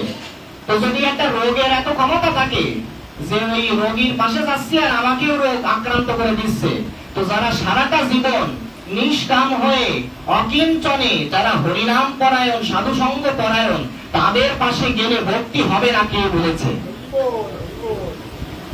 আচ্ছা, আপনি একটা কাপড়, সেটা একটা রঙের মধ্যে ডুবিয়ে দিলেন, রংটা লাল রং হলো, সাদা কাপড় আপনি লাল রঙের মধ্যে ডুবাইলেন, তো যখন এই কাপড়টা ওঠাবেন, ওটা কি সাদা থাকবে নাকি লাল হয়ে যাবে? তো কাপড় আপনি ওই রঙের মধ্যে ডোবাচ্ছেন, কাপড়টা লাল হয়ে উঠে আসছে। এটা কেন বলছি, তাৎপর্য কি? মানে আপনি যদি অসৎ সঙ্গ করেন, তাহলে আপনি চান বা না চান, আপনি অসৎ হবেনই হবেন, হতে বাধ্য হয়ে যাবেন আপনি। কিন্তু আপনি যদি সৎসঙ্গ করেন, আপনি যদি শাস্ত্র সঙ্গ করেন, আপনি যদি বৈষ্ণব সঙ্গ করেন, শাস্ত্র মানা বৈষ্ণব, সেরকম শাস্ত্রনিষ্ঠ বৈষ্ণব সাধুর সঙ্গ যদি করেন, তো আপনিও একদিন না একদিন সাধু হবেনই হবে। এই জন্য আমাদের সঙ্গ যদি ঠিক না হয়, আমাদের মন বুদ্ধিও না পরিবর্তন হয়ে যাবে, মন বুদ্ধি আর শুদ্ধ থাকবে না। আমাদের মন এই যে বিভিন্ন প্রকার মানুষের ক্ষতির চিন্তা কেন করে জানেন? এই যে যারা গৃহস্থ, তাদের কিন্তু একটা নির্দিষ্ট দায়িত্ব দিয়েছেন ভাগবত। আমাদের সংসারী যারা রয়েছে, তাদেরকে তাদের অর্থকে 5টা ভাগে ভাগ করে দিয়েছেন। এই অর্থ 5টা ভাগে প্রযুক্ত হবে, তার মধ্যে একটা ভাগ অবশ্যই ভগবানের সেবার জন্য থাকবে। আমার যত টাকা ইনকাম হবে, তার একটা অংশ অবশ্যই ভগবানের সেবার জন্য দিতেই হবে। এটা গৃহস্থদের একান্ত দায়িত্ব, কর্তব্য। যে গৃহস্থ তার ইনকামের একটা অংশ ভগবানের সেবার জন্য, নিত্য পূজার জন্য ব্যয় করে না, সেই গৃহস্থকে আর বিত্ত স্বার্থ অপরাধী আর ভুক্ত হতে হয়। যে গোস্বামী নাম দিয়েছেন বিত্ত স্বার্থ অপরাধ। একজন সন্ন্যাসী, তিনি তো সংসার ত্যাগী, তিনি তো আর 56 ভাগ দিতে পারবেন না, পারবেন? তার তো সেই সামর্থ্য নেই। কিন্তু গৃহস্থ থেকেও, গৃহের মধ্যে থেকেও আমার টাকা পয়সা আছে, আমি যদি ভগবানকে ওই সন্ন্যাসীর মতন নকুল দানা, একটু সেন প্রসাদ আর একটু তুলসী দিয়ে রেখে দিই, এটাকে বলা হয়েছে বিত্ত স্বার্থ অপরাধ। আমরা খাই এত বড় বড় থালায়, আর ভগবানের থাল হচ্ছে এইটুকু। ভগবান তো ছোট মানুষ, ভগবান আর দুটো খাবে, যদি নকুল দানা একটা বেশি পড়ে যায়, ওটা তুলে রাখে। যদি বাতো শাকটা বেশি পড়ে যায় এক্সট্রা, তো কালকে দেওয়া যাবে না, এক্সট্রা পড়ে গেছে, তুলে রাখলাম। ধূপকাঠির ক্ষেত্রেও তাই। আরে ধূপকাঠি আজকে জ্বালালাম, কিন্তু সম্পূর্ণটুকু পড়িনি, বন্ধ করে কেউ, ওইটুকু নিভাইতে কালকে এইটাই জ্বালাবো। মানে আমাদের সংসারী ব্যক্তির কত প্রকার শাস্ত্রায়, বাপরে বাপ। এই জন্য বিত্ত স্বার্থ অপরাধ বলা হয়েছে এটাকে। সংসারী ব্যক্তি যেন সন্ন্যাসীর স্টাইল না নেন, আর সন্ন্যাসী যেন সংসারীর স্টাইল না নেন। প্রত্যেকটা ব্যক্তির মর্যাদা তার নিজস্ব জায়গায়। সন্ন্যাসী সন্ন্যাসীর মতন থাকবেন, আর সংসারী সংসারের মতোই ব্যবহার করবেন। আর আরেকটা বিষয়, এই যে বর্তমানে যত সমস্ত ছেলে মেয়ে আছে, এখন তো স্মার্ট বাংলাদেশ, মোবাইল ফোন সবার হাতে। এখন ওই হাই স্কুলে যেতে না যেতে প্রত্যেকটা ছেলে মেয়ের যে কয়জন করে বয়ফ্রেন্ড আর গার্লফ্রেন্ড থাকে, এটা মা বাবারা খোঁজই রাখে না। কয়জনকে যে হবু বর আর হবু বউ বানিয়ে রেখে ফেলেছে ইতিমধ্যে, মা বাবার খোঁজ নেই। মা বাবাও সেই রকম মা বাবা, হাতে তো একটা মোবাইল দিয়ে দিয়েছে। ছেলে বলেছে আমার অ্যাসাইনমেন্ট করতে হয়, কিভাবে করব, আমার তো পড়ার জন্য লাগে, গুগলে বিভিন্ন প্রকার সার্চ করতে হয়, ওগুলো আমার ডাউনলোড করে আমার ওগুলো জানতে হয়, শিখতে হয়, আমার শিক্ষা বোর্ডে যেতে হয়, বিভিন্ন প্রকার শিক্ষামূলক জিনিস শেখার জন্য বাবা একটা মোবাইল দরকার। হ্যাঁ, মোবাইলের ইউটিলাইজ করা যায়, কিন্তু মোবাইল হাতে পেলে অধিকাংশ লোক ইউটিলাইজ করে তো, আমরা করতে পারি তো? মোবাইলের মধ্যে এমন একটা শক্তি রয়েছে, ওই মোবাইল হাতে আসলে মোবাইল যেন টেনে ধরে, যাকে বলে কামড়ে ধরা। ওই ফেসবুক, ওই যদি একদম পড়ছি তো, এখন বই পড়ছি, আর ভালো লাগছে না, বোরিং লাগছে, অ্যানোয়িং, তখন একটু ওই পাশে তো মোবাইল রেখে দিয়েছে, মেসেঞ্জারের একটা নোটিফিকেশন চলে আসছে, এই দেখি তো কে মেসেজ করেছে, বয়ফ্রেন্ড কিনা। পড়া হয় আর এইভাবে আর হয়ে যাচ্ছে সব উলট পালট, সবকিছু গন্ডগোল হয়ে যাচ্ছে। মেয়েটা রাত জেগে কি করছে, সেটিং করছে কাঁথার মধ্যে শুয়ে শুয়ে, আর মা বাবা তো ঘুমাচ্ছে।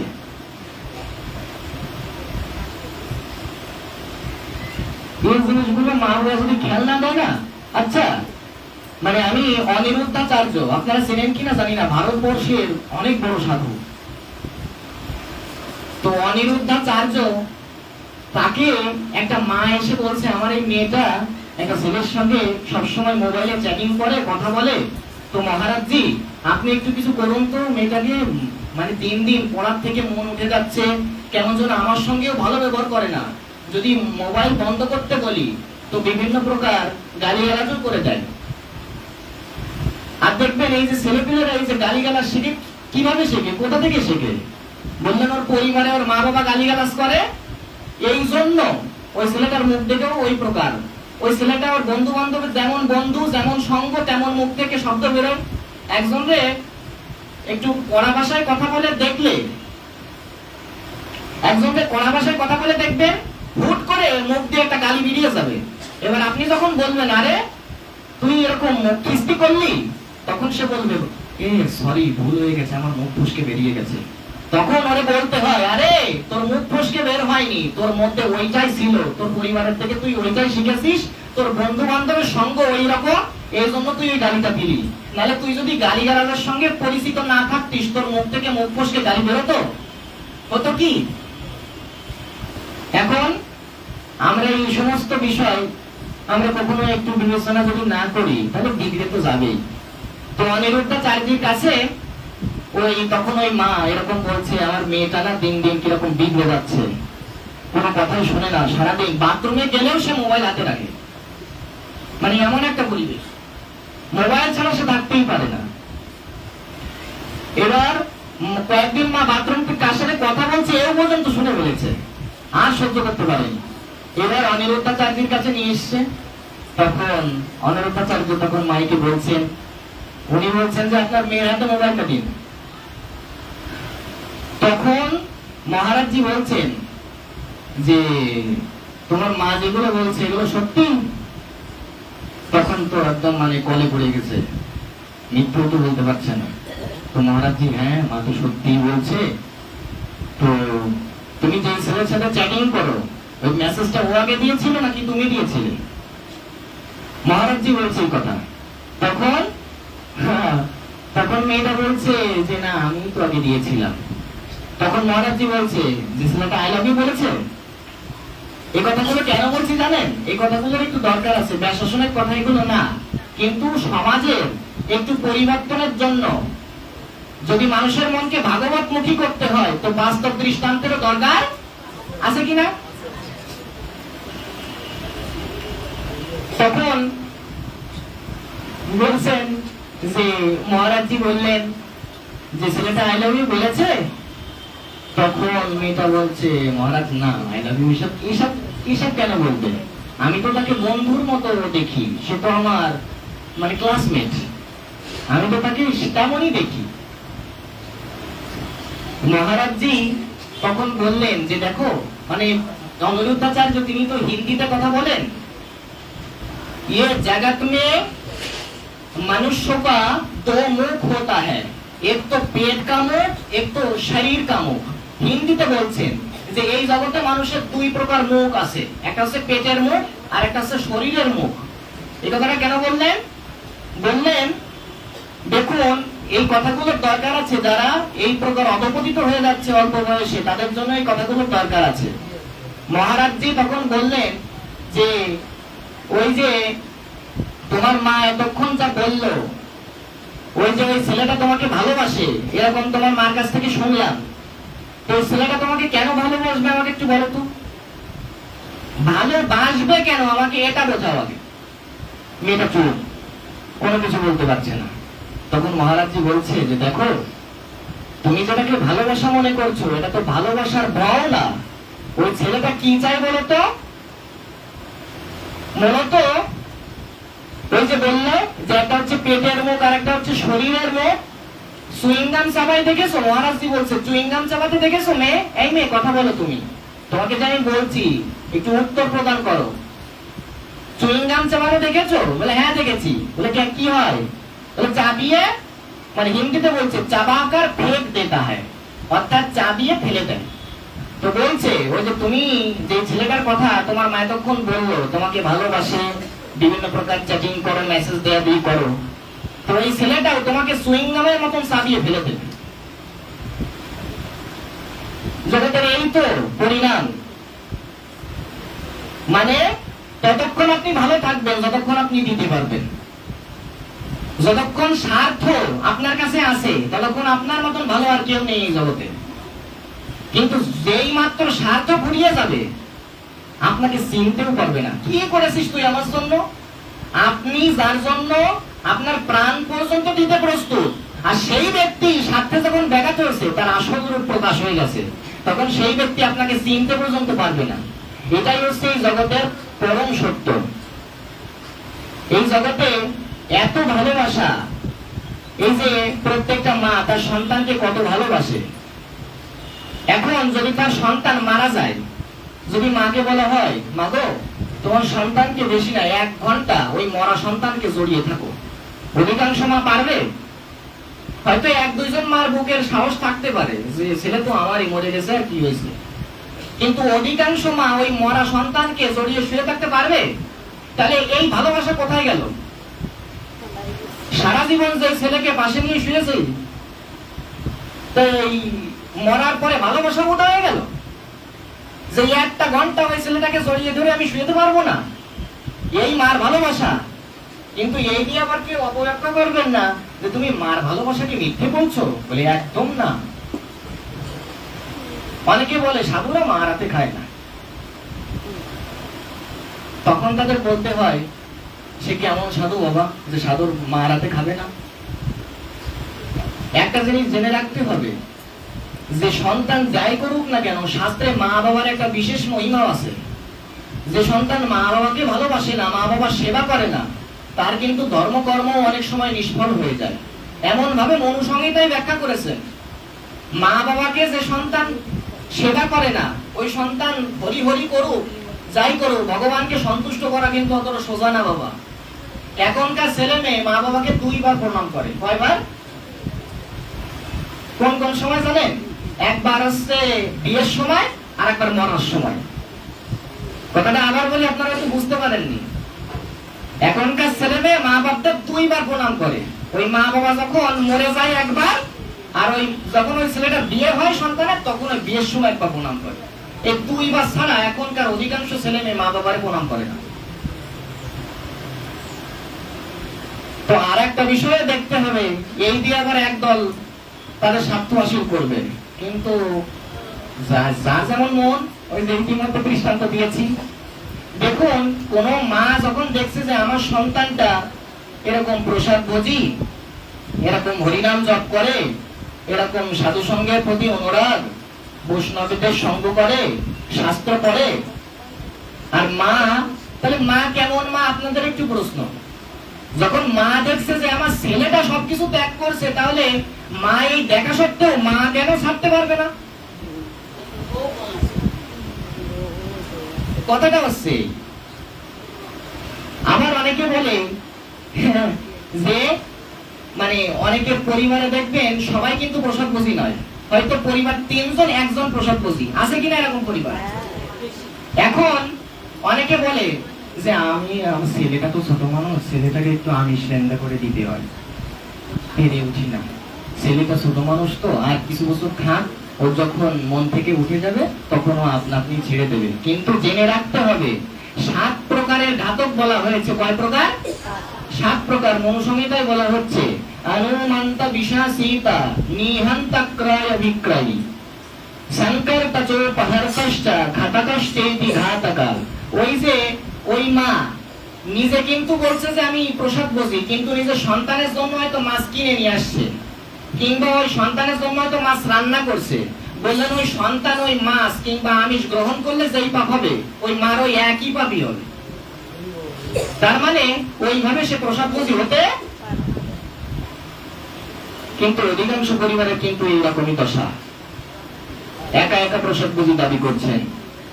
কিন্তু এই আমার বানানো কথা নয়, ভগবান মনু বলছেন, আমাদের দ্বাদশ মহাজনের একজন, যে 7 প্রকারের ব্যক্তিকে ঘাতক বলা হয়। যারা বাজার থেকে কিনে আনে, যারা বিক্রি করে, যারা রান্না করে, যারা পরিবেশন করে, যারা খায়, এরকম 7 ভাগে বিভক্ত করেছেন। ওই একই পাপ নিতে হয়। এজন্য এই বিষয়গুলো না সূক্ষ্মতর বিষয়, সূক্ষ্ম বিষয়। এই বিষয়গুলো আমাদের একটু নজর দেওয়া উচিত।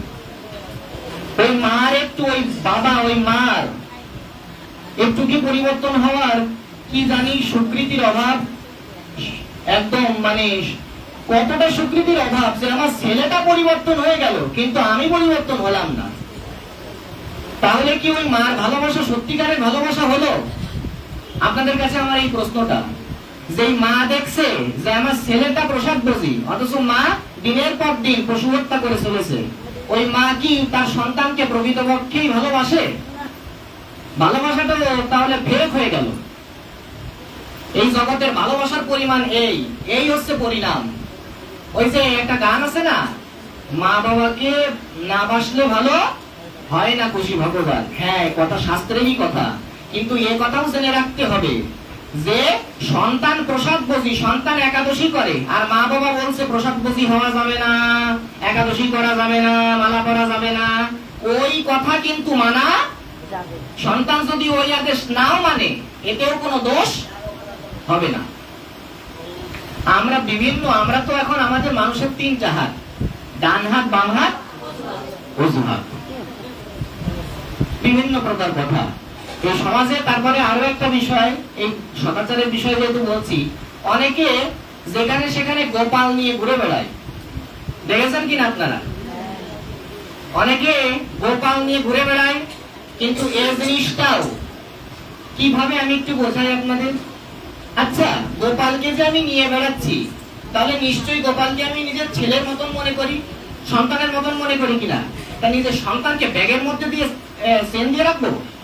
তাহলে কত বড় গোপালকে ভালোবাসি আমি, গোপালকে আমি কতটা ভালোবাসি, আমার কতটা সোনার ছেলে গোপাল, আমার সোনার মানিক, যে তোমাকে চেন আটকা বন্ধ করে আমি তোমাকে ব্যাগের মধ্যে নিয়ে যাচ্ছি। এই হচ্ছে গোপালের আদর। শুধু কি তাই, ওই রাস্তা দিয়ে যখন গোপাল হাতে করে নিয়ে বেড়াই, ওই রাস্তার বাজে দুর্গন্ধ গোপালকে কষ্ট দেয় কিনা?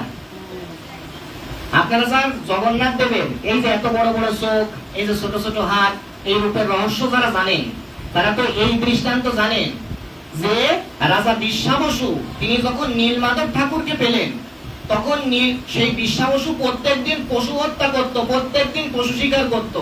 তো নীলমাধব ভগবান কি বলেছিলেন, বিশ্বাবসু তুমি এই পশু হত্যা বাদ দাও, তুমি এই পশু শিকার বাদ দাও, তোমার গা থেকে এত দুর্গন্ধ আসে আমি সহ্য করতে পারি না, এর থেকে এই দৃষ্টান্তই নিতে হবে। আমরা গোপাল নিয়ে যাচ্ছি আর আমিষভোজী ব্যক্তির হাতে দিয়ে দিচ্ছি। আমি কিন্তু কোন প্রকার আমিষভোজীদের ছোট করছি না, এটা শাস্ত্রের বিধি। যখন উল্লঙ্ঘন করব তখন সেটা এরকম, এই যে রথযাত্রায় মানুষ মরবে, একদম এরকমই দৃষ্টান্ত হয়ে যাবে। ধর্ম করতে যে মনে হচ্ছে ধর্ম করছি, কিন্তু হচ্ছে না প্রকৃতপক্ষে।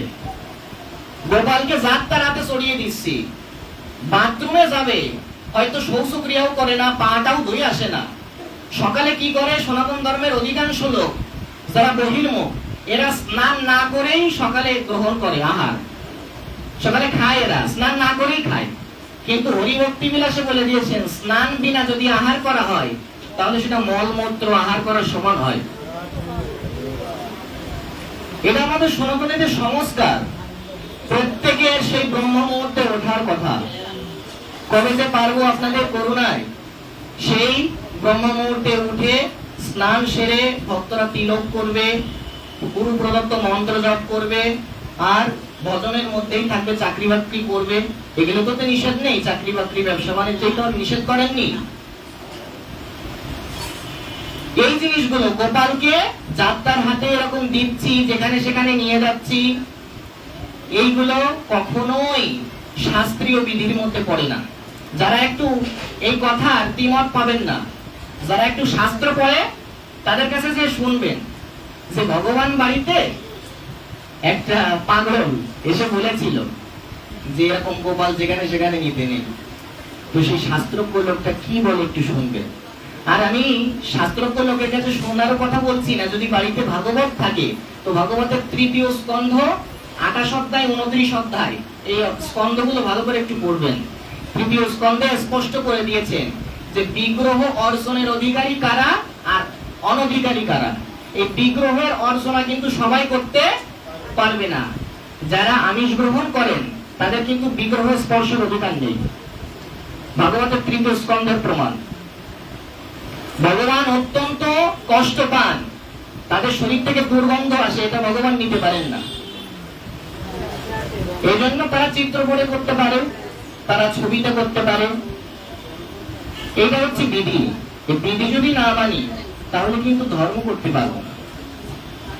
এজন্য যাই হোক, আপনাদের অনেক কষ্ট দিলাম। আর 4টার সময় পাঠ শুরু হওয়ার কথা ছিল, একটু দেরি হয়ে গেছে, একটু বিলম্ব হলো। আপনাদের অনেক অত্যাচার করছি। আপনারা যদি বলেন তো আমি এখানেই থামিয়ে দেবো।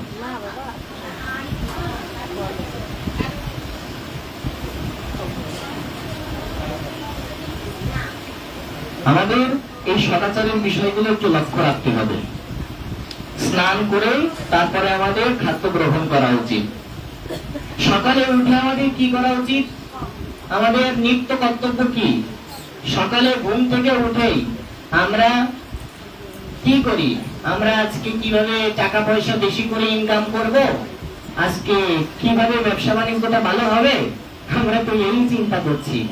কিন্তু যারা শাস্ত্রানুরাগী, যারা ভক্ত, তারা কি করছে না, তারা প্রত্যেক দিন ঘুম থেকে উঠে বিছনায় তারা প্রত্যহ সর্বপ্রথমে তাদের মুখ থেকে উচ্চারিত হচ্ছে গৌর গৌর গৌর গৌর গৌর গৌর গৌর হে গৌর গৌর গৌর গৌর গৌর গৌর গৌর হে গৌর গৌর গৌর গৌর গৌর গৌর পাহি মাম গৌর গৌর গৌর গৌর গৌর গৌর রক্ষমাম।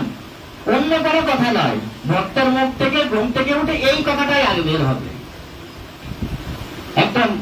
একটা মা বলছে যে কি জানি আমার ছেলেটার মুখটা না ঘোড়ার মতন হয়েছে। এখন সেই মাটার ওই ঘরের মধ্যে যে দেখা গেল যে ওই বেডরুমে একটা ঘোড়ার ছবি। তাহলে বুঝতে পারলেন তো যে ছেলেটার ওই মুখটা ঘোড়ার মতন কিভাবে হলো? যে ছেলেটার মুখটা হয়েছে ঘোড়ার মতন, তার মানে এই সন্তানগুলো এইরকম উশৃঙ্খল হয় কেন? কারণ মা বাবার যেরকম চিন্তা ভাবনা, মা বাবার যেরকম মানসিকতা, এই অ্যাটমসফিয়ারে অনেক অশরীরী শরীর তারা বিচরণ করে। ওই মা বাবার মানসিকতা অনুযায়ী সেই প্রকার আত্মাই গর্ভে প্রবিষ্ট হয়। ওই যে ওই ঘোড়া দেখতে দেখতে ওই প্রকার সন্তান হয়েছে, ঘোড়ার মতন মুখ। এই জন্য বলছি যে আমার যারা ভক্ত তাদের বাড়িতে যে কি দেখবেন, তাদের বাড়িতে যে দেখবেন যে হ্যাঁ ঘরের চারিপাশে মহাত্মাদের ছবি টাকানো, রাধা মাধবের ছবি আছে, নিতাই গৌরের ছবি আছে, হরিনাম লেখা।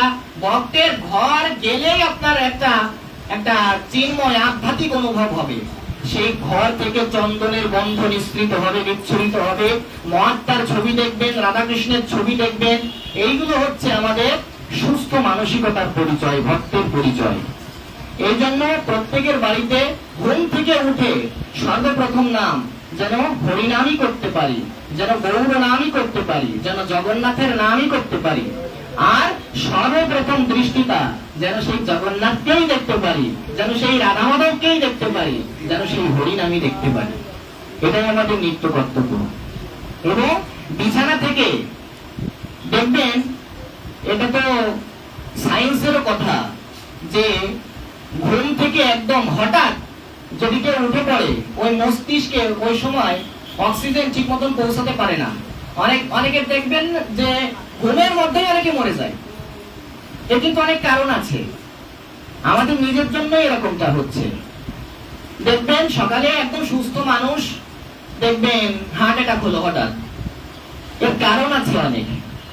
সকালে একদম হুট করে ওঠা উচিত নয়, একটু উঠে অন্তত কয়েক সেকেন্ড, 1 মিনিট অন্তত বসে এইভাবে সে গৌর নাম করবে, হরি নাম করবে, রাধাকৃষ্ণের ছবি দেখবে, তারপরে ধরিত্রী মাতাকে প্রণাম করবে বিছানায় বসে।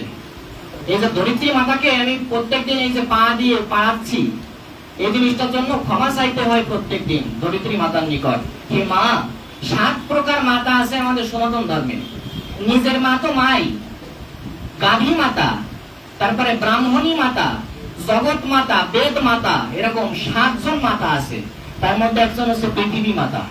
এই মাতা প্রত্যেকদিন আমি কত জানতে অজান্তে কত প্রকার কষ্ট উৎপন্ন করছি তোমার, আমাকে ক্ষমা করো। এইভাবে প্রত্যেকদিন ক্ষমা প্রার্থনা করতে হয়। তারপরে ডান পা মাটিতে আগে রাখতে হয়। আমরা তো যেমন তেমন ভাবে হুড়হাট করে নেমে যাই। এইভাবে আমাদের প্রাতকৃত্য শুরু করতে হয়। এমন ধর্মে জন্ম হয়েছে, কিভাবে দাঁত ব্রাশ করতে হয় এটা পর্যন্ত লেখা আছে। কোথায় পাবেন আপনি এই বিধান? অন্যত্র পাবেন না। একাদশীর দিন দন্ত ধাবন করা উচিত নয়। কেন? কারণ একাদশীতে দন্ত ধাবন করলে দাঁত থেকে রক্তক্ষরণ হতে পারে, আর রক্তপাত যদি হয় তাহলে ব্রত ভঙ্গ হয়ে যাবে। এই বিষয়গুলো আমাদের একটু যদি আমরা নজর দিতে পারি, তাহলেই আমরা এগিয়ে যেতে পারবো। তো অনেক দূর থেকে কত কষ্ট করে কত ভক্তবৃন্দ এসছে, আমার মাসি এসছে, আমার দিদি এসছে, আমার কত পরিচিত জন এসছেন। আমি তাদের নাম উচ্চারণ করার মতনও সেই স্বীকৃতি সামর্থ্য আমার বিন্দুমাত্র নেই। সেই পাপিষ্ঠ কলুষিত জিহ্বায় আমি তাদের নাম উচ্চারণের কোনো অধিকার রাখি না। আমি যে তাদের একটু নাম উল্লেখ করে করে বলবো যে এখানে আমার কারা কারা প্রিয়জন এসছেন, আমার এই কায়মন বাক্য বড় পাপপূর্ণ, বড় অপরাধী। আমি তাদের নাম উচ্চারণের যোগ্য নই। এজন্য যারা পরিচিত জন এসছেন, অপরিচিত জন এসছেন, সমাগত দুরাগত যত ভক্তবৃন্দ রয়েছেন, আমাকে এতক্ষণ সময় প্রদান করার জন্য, তাদের মঙ্গলময় সান্নিধ্য দেওয়ার জন্য, তাদের এত মূল্যবান সময় দেওয়ার জন্য আমি সবার চরণে কৃতজ্ঞতা জ্ঞাপন করছি। আর মূলত মা এখানেই বসে আছে, মূলত মার আহ্বানেই এ দাসানুদাস আপনাদের সঙ্গ পেল। সমস্ত কৃতিত্ব মায়ের। আপনারা সবাই মায়ের জন্য আশীর্বাদ করবেন এবং মার চরণ পুনঃ পুনঃ বন্দনা পূর্বক এই আশীর্বাদেই যাচনা করি, যেন বারংবার মা এইভাবেই কান ধরে আপনাদের মাঝে টেনে আনে, যেন বারংবার এইভাবে আপনাদের মতন শুদ্ধ ভক্তদের এই হরি কথার সেবাটা প্রদান করতে পারি, যেন আপনাদের মঙ্গলময় সান্নিধ্য পাই, যেন শাস্ত্র নিষ্ঠা হয়, যেন আপনাদের দাসানো দাস হয়েই সারাটা জীবন থাকতে পারি। তো যাই হোক, জগন্নাথ দেবের মাসি বাড়িতে জগন্নাথ দেব খুব ভালোভাবে সেবা পান। তিনি কাল আবার ফিরবেন, তার সর্বদা জয়গান হোক। বলিয়ে জগন্নাথ দেব কি, বলিয়ে বলদেব প্রভু কি, বলিয়ে সুভদ্রা মাইয়া কি, বলিয়ে অখিল বৈষ্ণব বৃন্দ কি, বলিয়ে শ্রীমন মহাপ্রভু কি, বলিয়ে পঞ্চদত্ত ভগবান কি, বলিয়ে রাধা মাধব কি, বলিয়ে ভক্তি মহারানী তুলসী মহারানী কি।